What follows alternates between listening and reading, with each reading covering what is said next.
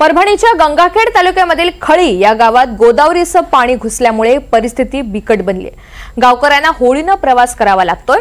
40 वर्ष जुना पूल गोदा नदीच्या पाण्यात बुडाल्यामुळे नवीन पूल देण्याची मागणी सध्या गावकरी करतात। जवळपास 4 ते 5 गावांचा संपर्क या पुलावरून पाणी गेल्यामुळे तुटलेला आहे आणि असाच आढावा घेतलाय आमचे प्रतिनिधी दिवाकर माने यांनी।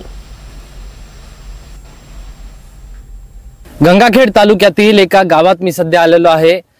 ह्या होडीमध्ये मी सध्या बसून एक गाव आहे तिथे पोहोचत आहे। त्या गावाला अक्षरशः गोदावरी नदीने वेढा घातलेला आहे आणि त्यामुळे हे गावकरी ह्या तराफ्यातून रोज ये जा करत आहेत। मागील 2 दिवसांपासून हे ये जा त्यांचं चालू आहे। तर जवळपास 1 किलोमीटर लांब ही गोदावरी नदी आहे। ते पात्र फुटून पाणी सगळं ह्या गावामध्ये आलेलं आहे। माझ्यासोबत इथले काही रहिवासी आहेत, त्यांना आपण बोलूयात।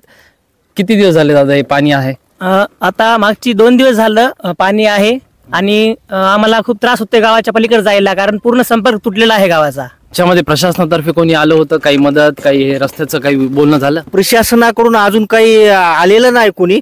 यावेळेस म्हणजे आमच्या गावकऱ्यांनी वेळोवेळी मागणी केली होती की हा जो रस्ता आहे या रस्त्यावर मोठा पूल करणं आवश्यक आहे।